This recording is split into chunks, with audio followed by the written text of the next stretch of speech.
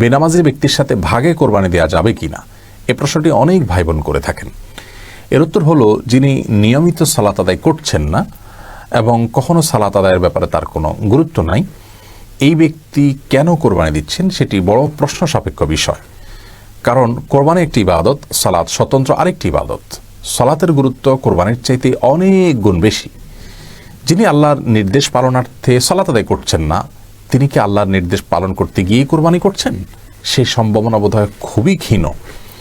বরং এ ধরনের ব্যক্তি গোশত আহরণের জন্য, ফ্রেশ গোশত খাওয়ার জন্য বা সামাজিকতা রক্ষার জন্য কোরবানি করে থাকার সম্ভাবনা অনেক বেশি জোরালো।